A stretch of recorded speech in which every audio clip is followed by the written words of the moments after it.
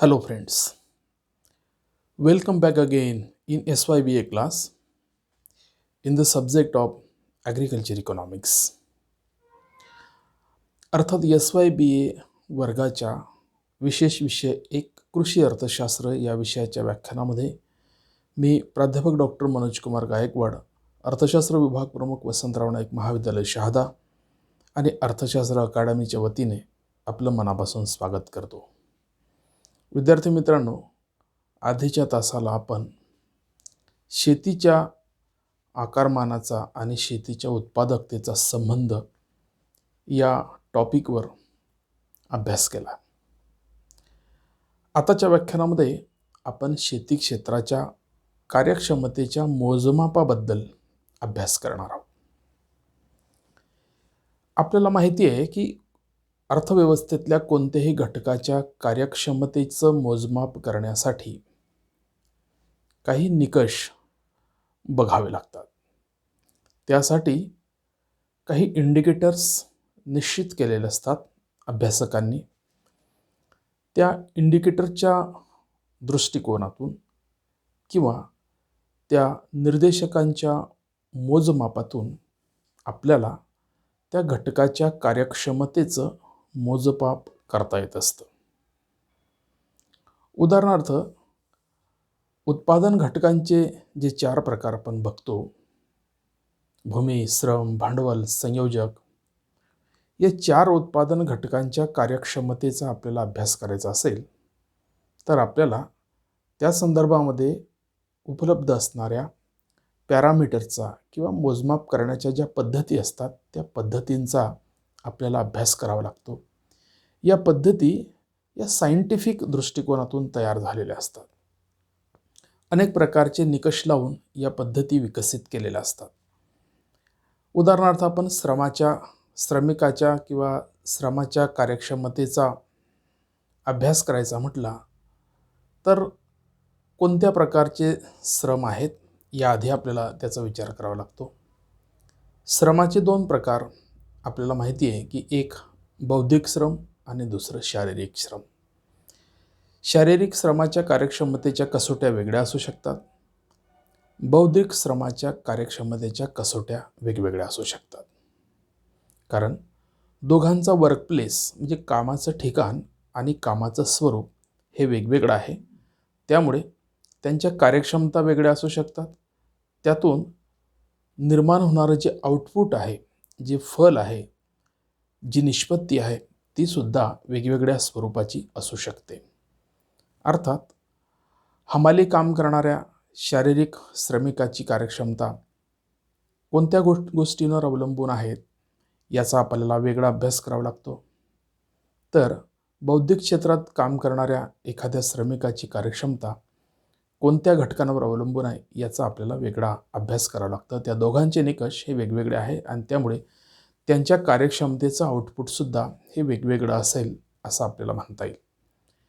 तीच बाब आपण भांडवलाच्या संदर्भामध्ये, संयोजकाच्या संदर्भामध्ये आणि शेतीच्या संदर्भामध्ये सुद्धा वेगवेगळ्या परिमाणानुसार की वेगवेगळ्या निकषानुसार या उत्पादन घटकांच्या कार्यक्षमतांचं मोजमाप आपल्याला करता येतं.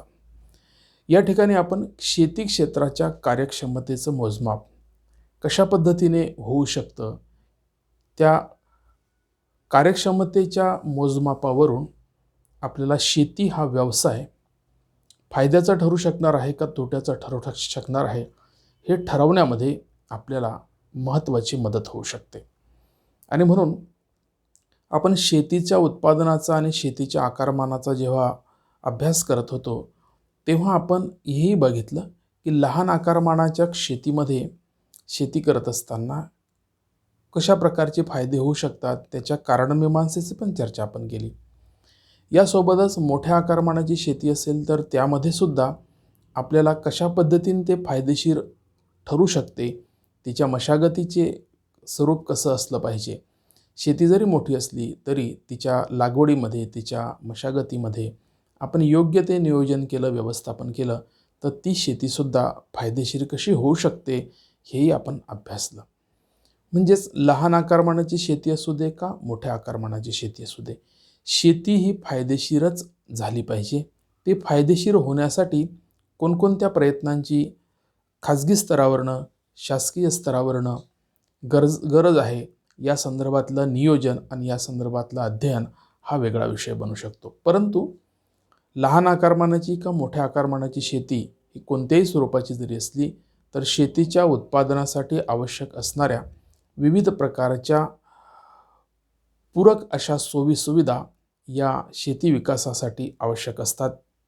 त्यावर सुद्धा शेतीची कार्यक्षमता आणि शेतीची विकास किंवा शेतीची उत्पादन क्षमता अवलंबून असते. वेगवेगळ्या देशामध्ये शेतीच्या उत्पादन क्षमतेच्या वाढीसाठी असणाऱ्या वेगवेगळ्या गोष्टी किंवा वेगवेगळ्या सोयीसवलती वेगवेगळ्या देशामध्ये उपलब्ध असल्यामुळे जगातल्या विविध देशांच्या शेती उत्पादनाच्या संदर्भामध्ये आपल्याला वेगवेगळं स्वरूप लक्षात येते. उदाहरणार्थ आपण भारताच्या आणि जपानच्या शेतीच्या उत्पादन क्षमतेबद्दल काल उदाहरण घेतलं होतं की भारताच्या शेतीपेक्षा जपानची शेतीची उत्पादकता ही 7 पटीनं अधिक आहे. म्हणजे महाराष्ट्रापेक्षाही लहान भौगोलिक क्षेत्र असणाऱ्या जपानचं जर शेतीच्या संदर्भामध्ये भारताच्या दृष्टिकोनातून 7 पटीने ती अग्रेसर असेल, तर याचा अर्थ तिथं शेतीची मशागत करण्याची पद्धती अत्यंत आधुनिक असेल आणि वेगवेगळ्या प्रकारच्या सोयीसुविधा तिला भारतीय शेतीपेक्षा मोठ्या प्रमाणात आणि चांगल्या गुणवत्तायुक्त अशा सुविधा उपलब्ध असतील. या उदाहरणावरून आपण भारताच्या शेतीमध्ये सुद्धा तशा प्रकारच्या सुधारणा केल्या तर त्या शेतीच्या उत्पादनामध्ये वाढ होऊ शकते. या ठिकाणी आपण शेती क्षेत्राच्या कार्यक्षमतेच्या मोजमापाच्या निष्कर्षामध्ये भारतीय शेती आपल्याला कशा अनुषंगाने फायदेशीर ठरू शकेल या अनुषंगाने या कार्यक्षमतांच्या मोजमापाचा अभ्यास किंवा त्याचा तो केंद्रबिंदू आहे असं आपल्याला म्हणावं लागेल.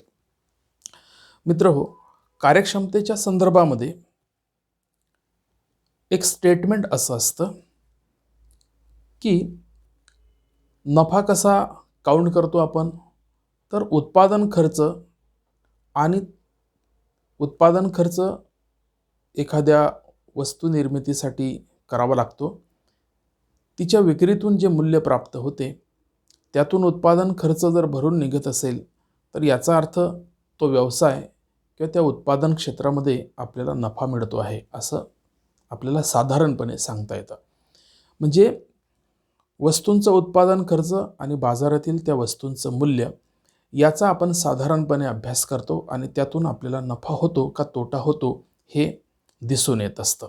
म्हणून एकूण उत्पादन खर्चापेक्षा एकूण उत्पादनाचे मूल्य किंवा किंमत जास्त असेल तर कार्यक्षमता जास्त आहे असे म्हणता येते. म्हणजे कार्यक्षमतेचा निकष हा नफ्या आणि तोट्याशी आपल्याला जुळवता येऊ शकतो आणि म्हणून शेती क्षेत्राच्याही कार्यक्षमतेचा आपल्याला याच चौकटीतून अभ्यास करायचा आहे. म्हणून शेती क्षेत्रातील कार्यक्षमतेच्या मोजमापाच्या ज्या कसोट्या आहेत त्या कसोट्या आपण PPTमध्ये दर्शवलेल्या आहे. जवळपास आपण 5 प्रकारचे इंडिकेटर्स किंवा निर्देशक PPTमध्ये दर्शवलेले आहे. पहिलं इंडिकेटर आहे शेतीची कार्यक्षमता मापनाचे इंडिकेटर्स. त्यानंतर शेतीमध्ये उत्पादन कार्यात मदत करणारा महत्त्वाचा घटक म्हणजे श्रम. या श्रमाच्या कार्यक्षमतेचंही मोजमाप करण्याचे इंडिकेटर्स आपल्याला अभ्यासावे लागतात. त्यानंतर शेतीमध्ये भांडवलाचाही आपल्याला वापर करावा लागतो.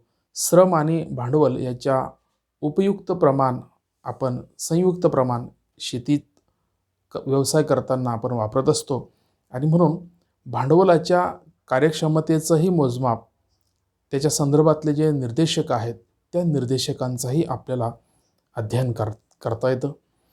त्यानंतर शेतीतील उत्पन्न किंवा शेतीतील नफा याची सुद्धा कार्यक्षमता आपल्याला काही निर्देशकांच्या इंडिकेटरच्या माध्यमातून अभ्यासावी लागते. त्यानंतर काही इतर निर्देशक आहेत, इतर इंडिकेटर्स आहेत, त्यांचाही आपल्याला शेतीच्या कार्यक्षमतेबद्दल अभ्यास करायचा आहे. मित्रहो, पहिला निर्देशक जो आहे तो निर्देशक म्हणजे भूमीच्या कार्यक्षमतेच्या संदर्भातला आहे. आता भूमीचा वापर आपण कसा करतो किंवा भूमीकडे आपण कोणत्या दृष्टिकोनातून पाहतो यासाठी आपण काही इंडिकेटर्स वापरतो, जसे की पिकाची तीव्रता आणि दर हेक्टरी उत्पन्न. आता पिकाची तीव्रता म्हणजे पीक किती कालावधीमध्ये, किती कमीत कमी कालावधीमध्ये जास्तीत जास्त प्रमाणामध्ये आपल्याला मिळू शकते, म्हणजे याला आपण पिकाची तीव्रता म्हणतो. आणि त्यानंतर आपल्याकडे सदर पीक लागवडीसाठी किती क्षेत्र उपलब्ध आहे किंवा एकूण उपलब्ध क्षेत्रफळापैकी आपण किती क्षेत्रफळ या पिकाच्या लागवडीखाली आणणार आहोत याचा सुद्धा अंदाज आपण घेतला तर पिकाची तीव्रता जेवढी जास्त असते तेवढी त्या शेतीची कार्यक्षमता जास्त असते असं म्हटलं जातं. आणि म्हणून यासाठी एका सूत्राचा वापर केला जातो. ते सूत्र म्हणजे पिकाची तीव्रता बरोबर पिकाचे क्षेत्र भागीला एकूण लागवडीखालील क्षेत्र गुणिले 100. अशा समीकरणानुसार पिकाची तीव्रता जेवढी जास्त असेल, म्हणजे कमीत कमी वेळेमध्ये जास्तीत जास्त प्रमाणामध्ये जे पीक येत असेल त्यावेळेस त्याची शेतीची कार्यक्षमता जास्त आहे असंही म्हटलं जातं. त्यानंतर दुसरं इंडिकेटर्स त्या संदर्भामध्ये सांगितलं जातं की दर हेक्टरी उत्पन्न आपल्याला किती मिळतं. उत्पादन कार्यक्षमतेचा हाही एक महत्त्वाचा निर्देशक सांगितला जातो. यानुसार एका विशिष्ट जमिनीमध्ये दर हेक्टरी उत्पन्न अधिक येत असेल तर त्या जमिनीची कार्यक्षमता जास्त आहे असं मानलं जातं. याउलट त्या जमिनीमध्ये दर हेक्टरी उत्पन्न कमी मिळत असेल तर त्या जमिनीची कमी कार्यक्षमता आहे असं मानलं जातं. म्हणजे जमिनीच्या उत्पादकतेनुसार तिची कार्यक्षमता मोजली जाते. आता जमिनीची उत्पादकता अनेक घटकांवर डिपेंड असते. म्हणजे जमीन काळी कसदार आहे का, तिला पाण्याची सोय आहे का, तिला विजेची सोय आहे का, त्यामध्ये आपण अत्याधुनिक तंत्रज्ञानाचा वापर करतो आहे का, या सुद्धा सगळ्या गोष्टी त्यामध्ये येऊ शकतात. आणि म्हणूनच दर हेक्टरी उत्पादन हे जास्त असेल तर कार्यक्षमता जास्त आहे, दर हेक्टरी उत्पादन कमी असेल तर कार्यक्षमता कमी आहे असं आपल्याला म्हणता येऊ शकते. त्यानंतर दुसरा शेतीमध्ये शेतीची कार्यक्षमता मापण्यासाठी दुसरा जो निर्देशक आहे तो म्हणजे श्रम, लेबर. आता श्रम या घटकाची वैशिष्ट्ये आपण मागे अभ्यासली असताना किंवा मागे आपण अभ्यासली आहेत मागच्या वर्गामध्ये, किंवा उत्पादन घटकांच्या वैशिष्ट्यांबद्दल एकूणच आपण मागच्या वर्गामध्ये अभ्यास केलेला आहे. त्यापैकी श्रम हा एक घटक आपण अभ्यासला होता की श्रमाची वैशिष्ट्ये काय असतात. त्या श्रमाच्या वैशिष्ट्यांवरून आपल्याला श्रमाच्या कार्यक्षमतेचा सुद्धा आपल्याला अंदाज येत असतो. म्हणून शेतीच्या दृष्टिकोनातून श्रमिकाच्या कार्यक्षमतेचा अभ्यास करायचा जर म्हटला तर आपल्याला असं म्हणता येते की शेतीमध्ये प्रत्येक वेळी प्रत्येक व्यक्तीकडून पूर्ण करण्यात आलेले उत्पादनाचं कार्य, या अर्थातून शेती व्यवसायातील श्रम कार्यक्षमता आपल्याला मोजता येते. श्रमिकांच्या कमी अधिक कार्यक्षमतेवर शेतजमिनीतील नफा किंवा तोटा अवलंबून असतो. आपल्याकडे शेती असते आणि आपण शेतीमध्ये काम करण्यासाठी श्रमिक नेत असतो, मजूर नेत असतो. विशिष्ट प्रकारचं काम आणि विशिष्ट प्रकारचं कौशल्य याचा संबंध शेतीतील कामावर फार प्रभाव टाकणारा असतो. विशिष्ट प्रकारचं काम करायचं आहे म्हणजे विशिष्ट प्रकारची पेरणी करायची, तर पेरणी करण्यासाठी लागणारा जो श्रमिक आहे तो आपल्याला कुशल असला पाहिजे. म्हणजे त्याला बैलांची जोडी जुंपता आली पाहिजे, किंवा ते ट्रॅक्टरच्या माध्यमातून पेरणी करायची असेल तर तुम्हाला त्या ट्रॅक्टर चालवण्याचं स्किल त्याच्याकडे असलं पाहिजे. त्याच्यानंतर ती जे बियाणं आहे ते बियाणं तुम्हाला योग्य पद्धतीने तिथे लागवडीस करण्यासाठी त्याच्याकडे स्किल असलं पाहिजे. म्हणजे अशा पद्धतीने पेरणीसाठी लागणारं स्किल हे सर्वच श्रमिकांना येत नाही आणि म्हणून तशासाठीचं श्रमिकाचं स्किल वेगळं आहे. आणि साधारण कामं जर असतील की निंदणी टिप्पणी किंवा स्वच्छता शेताची करायची असेल तर त्यासाठी फार स्किल लागत नाही. म्हणून शेतीच्या अनुषंगाने श्रमिकामध्ये असणारी स्किल हे त्याच्या कार्यक्षमतेवर किंवा शेतीच्या नफ्या आणि तोट्यावर प्रभाव पाडू शकतात असं आपल्याला म्हणता येऊ शकते. आणि म्हणून श्रमिकांच्या कार्यक्षमता कोणकोणत्या गोष्टीवर अवलंबून असतात त्याबद्दलही आपल्याला माहिती घेणं अत्यंत आवश्यक आहे. पहिली सर्वात महत्त्वाची आणि प्राथमिक गोष्ट जर असेल तर श्रमिकाची शारीरिक आणि मानसिक अवस्था ही चांगली असली पाहिजे, सुदृढ असली पाहिजे, निरोगी असली पाहिजे. ही पहिली अट श्रमिकाच्या कार्यक्षमतेची आहे. जर अशा पद्धतीचा श्रमिक असेल तर शेतीची कार्यक्षमता वाढवणारी ही बाब असू शकेल. जर या दोन्ही गोष्टी श्रमिकाकडे नसतील तर कदाचित शेतीचा व्यवसाय तोट्यात येण्याची शक्यता असते. त्यानंतर श्रमिकाला कामाच्या ठिकाणच्या वातावरणाबद्दल सुद्धा त्याच्या कार्यक्षमतेवर परिणाम होत असतो. श्रमिक ज्या ठिकाणी काम करतोय त्या ठिकाणी त्याचं वातावरण कसं आहे याचा सुद्धा परिणाम त्याच्या कार्यक्षमतेवर होतो. म्हणून श्रम कार्यक्षमतेचे निर्देशक काही सूत्रांच्या माध्यमातून आपल्याला मांडता येतात. म्हणजे प्रति कुटुंब श्रम दिवसाचा परतावा बरोबर कौटुंबिक श्रमापासूनचे उत्पन्न भागिला कौटुंबिक श्रमाचे दिवस. म्हणजे शेतीमध्ये एखाद्या कुटुंबाने काम केलं असेल किंवा मजुरांच्या समूहाने काम केलं असेल तर त्याला तुम्ही किती मजुरी दिली, त्याच्या श्रमाचं उत्पन्न त्याला किती दिलं भागिला त्याने ते काम किती दिवसामध्ये केलं. म्हणजे किती दिवसामध्ये त्याने किती काम केलं ज्याच्यावरनं तुम्हाला नफा पण झाला आणि त्याला तुम्हाला किती मजुरी देता आली याचं समीकरण यामधून काढता येईल. शेतमालकाला साधारणपणे अशी एक भावना असते की कमीत कमी वेळामध्ये जास्तीत जास्त जर काम केलं तर मजुरी कमी देता येईल आणि आपल्याला परतावासुद्धा जास्त मिळेल किंवा नफा जास्त होईल. आणि म्हणून कमीत कमी श्रमिकातून जास्तीत जास्त काम करून घेणं किंवा कमीत कमी वेळेमध्ये जादा काम करून घेणं आणि त्यानुसार त्यांना उत्पन्नाचं वितरण करणं म्हणजे एकूण शेतीमध्ये जर कार्यक्षम श्रमिकांचा समूह असेल तर ॲटोमॅटिकली कमी वेळेमध्ये जादा काम केलं जातं, ज्याच्यामुळे त्यालासुद्धा उत्पन्न चांगलं मिळू शकते आणि शेतकऱ्यालासुद्धा त्याच्यातून चांगला परतावा मिळू शकतो. म्हणजे कुटुंबाला पण चांगला परतावा मजुरीच्या स्वरूपात मिळेल आणि जास्त काम केल्यामुळे शेती नफ्यात राहिली तर तो शेतमालकालासुद्धा त्याच्यातून नफा प्राप्त होऊ शकतो. म्हणून यासाठी कमी वेळामध्ये चांगलं काम होण्यासाठी आणखी एक निकष सांगितला जातो की प्रति कामगार दिवस परताव्याबरोबर उत्पादन वजा आदान घटकांवरील खर्च भागिला एकूण कामगारांची संख्या. म्हणजे उत्पादनाच्या प्रक्रियेमध्ये आपण किती प्रकारचे उत्पादन घटक वापरतोय त्याला आपण इनपुट्स असं म्हणतो, त्याला आपण आदानं असं म्हणतो. या आदानावरील खर्च किती आहे या खर्चाचा आणि कामगार संख्येचा फार जवळचा संबंध आहे. म्हणजे पेरणीसाठी लागणाऱ्या विविध प्रकारच्या उत्पादना घटकांबरोबरच कामगारांची संख्यासुद्धा महत्त्वाची आहे.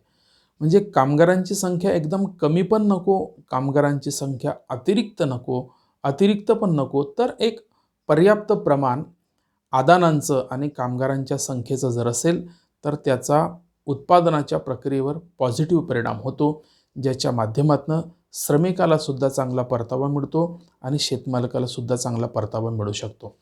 अशा रीतीने आपल्याला श्रम कार्यक्षमतेचे जे इंडिकेटर्स आहेत ते इंडिकेटर्स आपल्याला दर्शवता येतात.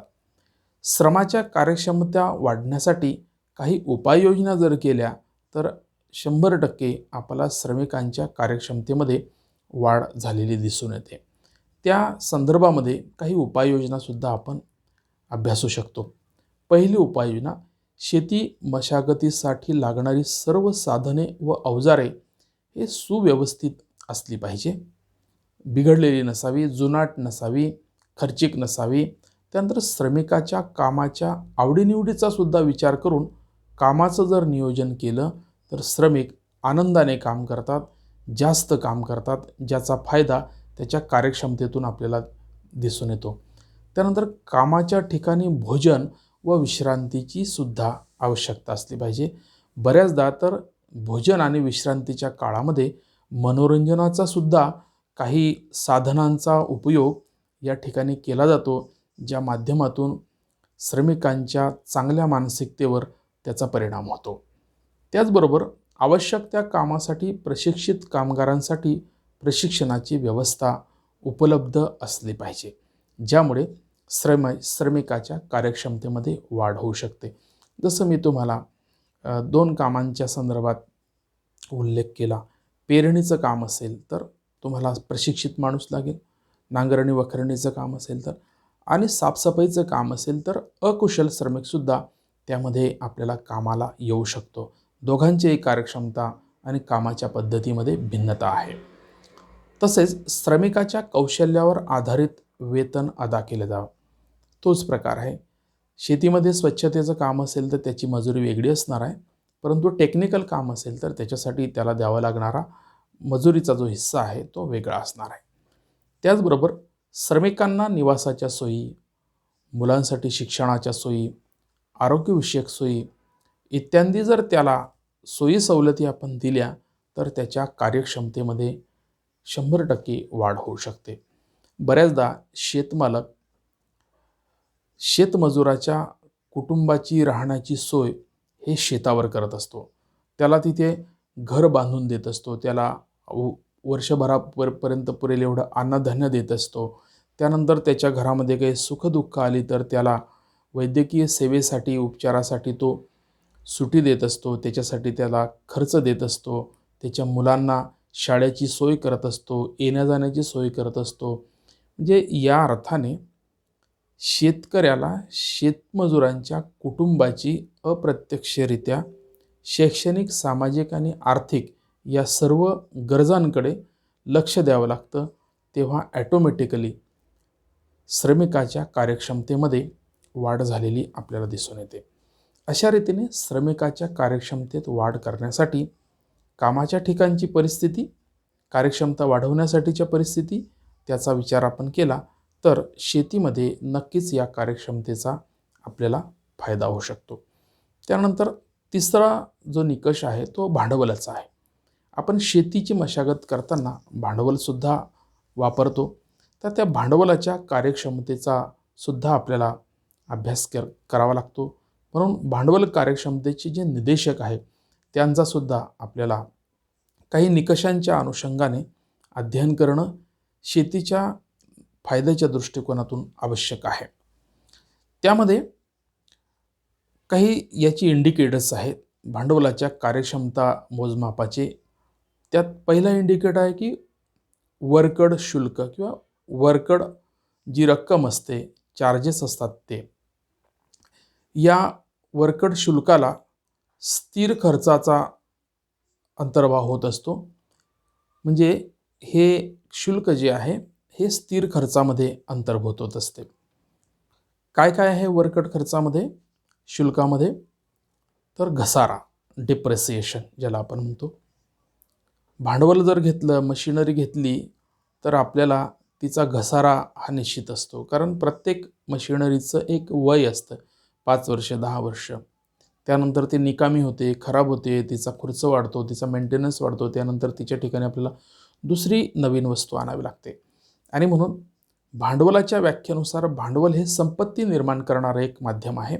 आणि म्हणून संपत्ती निर्माण करण्यासाठी शेतीमध्ये आपण अधिक संपत्ती कशी निर्माण होईल यासाठी भांडवलाचा वापर करतो.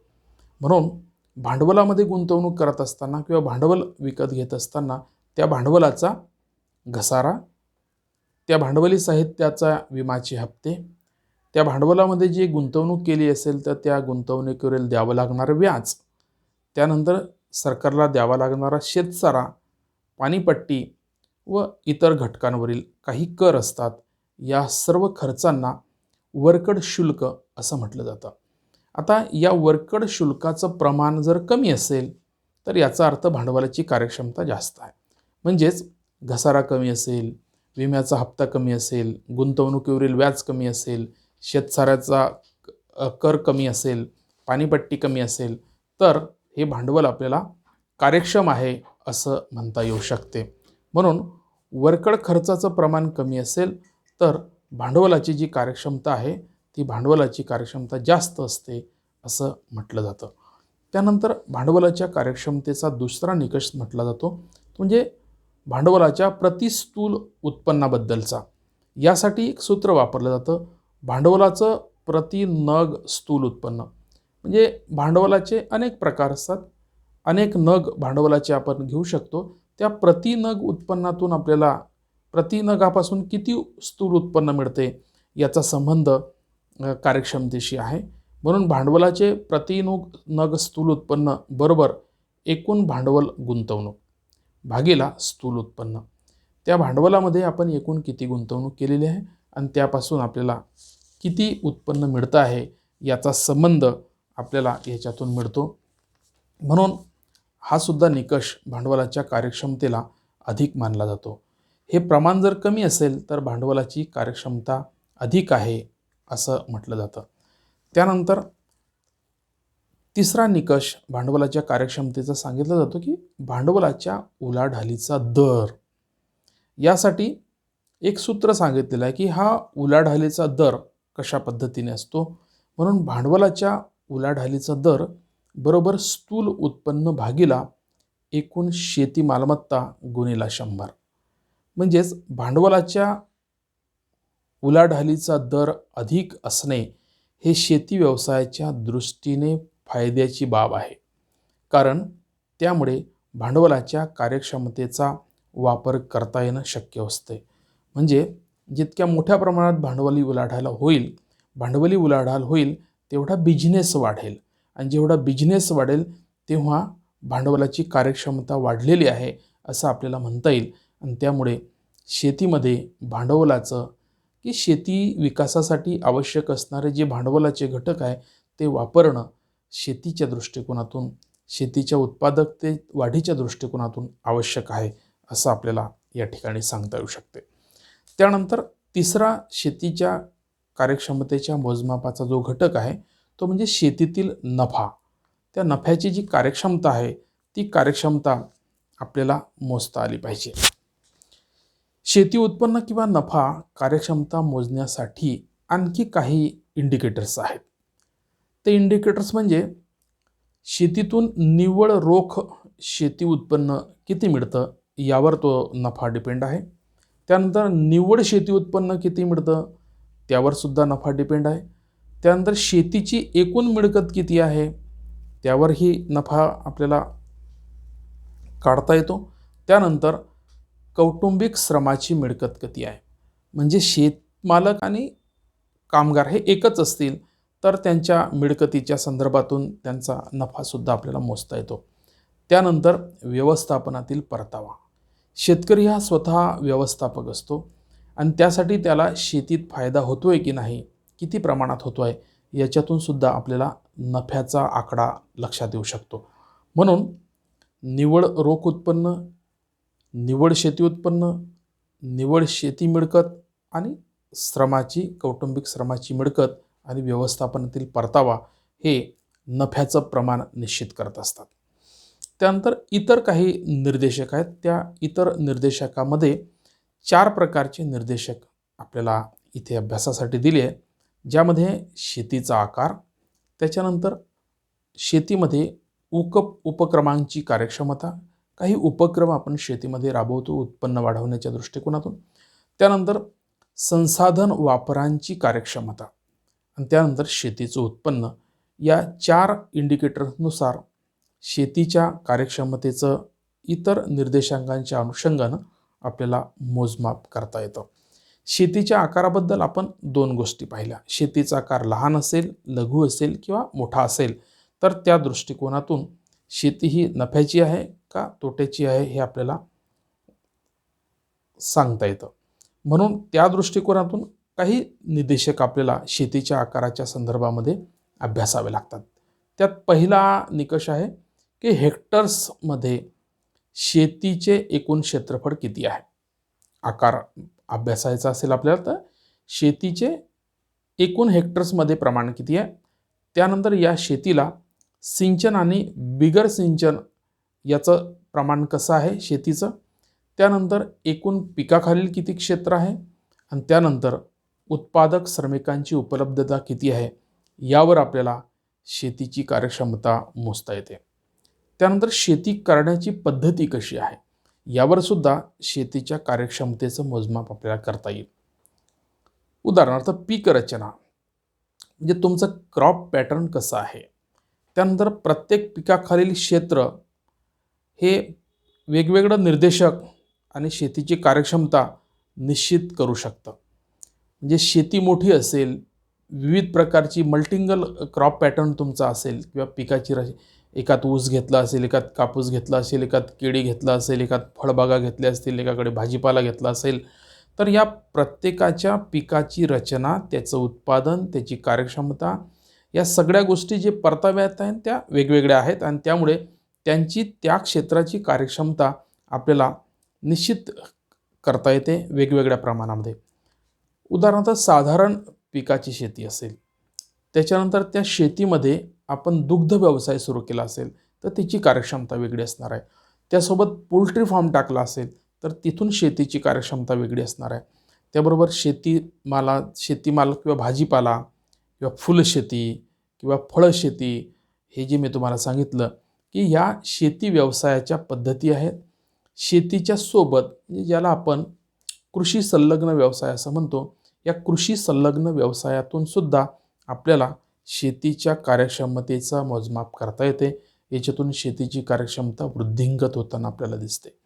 म्हणजे भारतीय शेतीच्या संदर्भात आपण निसर्गावरचं परावलंबन कमी करण्यासाठी या कृषी उद्योगांचा किंवा जोड व्यवसायांचा आपण उपयोग करत असतो, किंवा शेतकऱ्यांना आपण त्याचे सल्ले देत असतो, ज्याच्याने शेतीचं उत्पन्न वाढतं. अनडायरेक्टली आपल्याला शेतकऱ्याच्या उत्पन्नात वाढ कशी होईल या संदर्भामध्ये हे सगळे उपाय आपण करत असतो. आणि म्हणून त्या अनुषंगाने आपण शेतीच्या पद्धतीनुसार शेतीच्या कार्यक्षमतेकडे किंवा तिच्या कार्यक्षमता वृद्धीकडे बघत असतो. या प्रत्येक प्रकारच्या शेतीची कार्यक्षमता जी असते ती वेगवेगळी असते, हे मी सांगितलं. त्यामुळे या दृष्टिकोनातून शेतकऱ्याला कार्यक्षमतेचा विचार करून शेतीच्या पद्धतीची निवड करावी लागते. कोणत्या पद्धतीमध्ये आपल्याला अधिक फायदा आहे, शेतीची कार्यक्षमता कशी वाढणार आहे, हे या वेगवेगळ्या पद्धतीच्या निवडीतून ते आपल्याला सिलेक्ट करायचं आहे. त्यानंतर उपक्रमांची कार्यक्षमता. जे व्यवसाय किंवा उपक्रम शेती संलग्नित असतात त्या प्रत्येक उपक्रमाची कार्यक्षमता अनेक घटकांवर आधारित असते. त्यात आपण त्या घटकांचा उल्लेख करूया की ह्या उपक्रमामुळे प्रति हेक्टरी किती उत्पादन येतं, जे उपक्रम आपण वर बघितले ते व्यवसायाचे.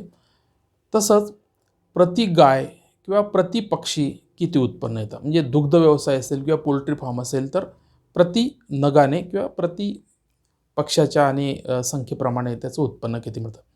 म्हणजे एक कोंबडी पोल्ट्री फार्म जी असेल तर ते किती किलोची असेल, एक गाय म्हैस असेल तर ते किती दूध देते एका दिवसामध्ये, 2 वेळेमध्ये किती देते. त्यानंतर प्रति कामगार किती उत्पन्न आहे, किती द्यावं लागतं आपल्याला मजुरी. त्यानंतर प्रति हेक्टरी परतावा किती आहे, त्यानंतर प्रति 100 रुपये गुंतवणूक उत्पन्न किती आहे, आणि प्रति कामगार परतावा किती आहे. हे सगळं या उपक्रमांच्या कार्यक्षमतेशी संबंधित आहे. हे उपक्रम जर चांगले असतील, फायद्याचे असतील तर शेतीच्या कार्यक्षमतेमध्ये वाढ होत असते. हे उपक्रम जर तोट्यात गेले, याच्यातले अंदाज आपल्याला निश्चितपणे व्यक्त करता आले नाही किंवा घेता आले नाही, बांधता आले नाही, तर मात्र याचा शेतीच्या कार्यक्षमतेवर परिणाम होताना दिसतो. त्यानंतर संसाधने वापराची कार्यक्षमता हा सुद्धा इतर निर्देशांकातील महत्त्वाचा कार्यक्षमतेचा एक निकष आहे. प्रतिसाधन किंवा आदानापासूनचे उत्पादन हे शेती व्यवसायातील महत्त्वपूर्ण बाब मानली जाते. श्रम आणि खते यासारखी आदाने, यावरील खर्च व शेती उत्पादनाच्या एकूण कार्यक्षमता आदानाच्या वापराच्या आधारावर लक्षात घ्याव्या लागतात. म्हणजे आपल्याकडे उपलब्ध असणारं शेतीचं क्षेत्र, त्यामध्ये आपण कोणत्या प्रकारच्या पिकाची लागवड करणार आहोत, त्यानुसार कोणत्या प्रकारची आदानं आपल्याला किती प्रमाणामध्ये वापरायची आहे, या संदर्भात आपल्याला काही निकष ठरवावे लागतात आणि त्या निकषांचं एक सायंटिफिक असं मोजमाप आपल्याला करता आलं पाहिजे. त्यातून शेतीच्या उत्पादकतेमध्ये किंवा कार्यक्षमतेमध्ये वाढ होऊ शकते आणि म्हणून कार्यक्षमतेचा आणि आदानांच्या वापरांचा जो एक निकष आहे तो आपल्याला काही प्रमाणामध्ये खालीलप्रमाणे सांगता येतो. म्हणजे खताच्या प्रति एककामागे किती उत्पादन मिळणार आहे, त्यानंतर श्रमाच्या प्रति एककामागे किती उत्पादन होणार आहे, त्याच्यानंतर प्रति हेक्टर शेती यंत्रसामुग्री किती गुंतवणूक करायची आहे आणि त्यानंतर प्रति हेक्टरी जनावरं किती असली पाहिजे. म्हणजे आदानांचा आणि उत्पादनाच्या कार्यक्षमतेचा या पद्धतीने संबंध जोडला जातो. यामध्ये कमी अधिक प्रमाण झालं तरी लॉस होऊ शकतो आणि म्हणून याला पर्याप्त ऑप्टिमायझेशनच्या कन्सेप्टमध्ये आपण जर आणलं तर शेती क्षेत्राच्या कार्यक्षमतेमध्ये वाढ होऊ शकते. त्यानंतर शेवटचं इंडिकेटर्स आहे शेती उत्पन्न. सर्वसाधारणपणे कृषी कार्यक्षमता मोजण्यासाठी शेती उत्पन्न हा जो इंडिकेटर आहे, हा जो निर्देशक आहे, हा वापरताना त्यात विविध घटकांचा विचार केला जातो. उदाहरणार्थ शेतीतील स्थूल उत्पन्न, स्थिर शेती साधनांचा परतावा, निव्वळ शेती उत्पन्न आणि शेतीतील कुटुंबाची मिळकत आणि निव्वळ रोख स्वरूपातील उत्पन्न इत्यादी घटकांचा विचार करावा लागतो. या सर्व बाबतीमध्ये जर आपल्याला पॉझिटिव्हिटी दिसत असेल तर शेती क्षेत्राच्या कार्यक्षमतेमध्ये वाढ होते किंवा हा मोजमापाचा एक योग्य असा निकष आहे असं आपल्याला सांगता येईल. मित्रहो, अशा रीतीने आपण शेती क्षेत्राच्या कार्यक्षमतेच्या मोजमापासाठी 5 प्रकारच्या निर्देशकांचा इंडिकेटरचा वापर करून शेतीच्या कार्यक्षमतेचं मोजमाप करून आणतो किंवा घडवून आणतो. त्यानुसार शेती व्यवसाय या निकषावर शेतकऱ्याने जर केला आणि हे निकष जर त्याने सायंटिफिकरित्या जर याचं पालन केलं तर त्याला तो फायदेशीर ठरू शकतो, याबद्दल काही शंका नाही. आपणही प्रत्यक्ष आणि अप्रत्यक्ष भारतीय कृषीप्रधान अर्थव्यवस्थेतला शेती क्षेत्रातील एक घटक आहे. या दृष्टिकोनातून आपणही या निकषांचा, या कार्यक्षमतांच्या मोजमापाच्या कसोटीचा अभ्यास करून त्याचं प्रॅक्टिकल आपल्याला करता आलं तर या विषयाचा अभ्यास करणं आपल्यासाठी सफल होईल असं मला वाटतं.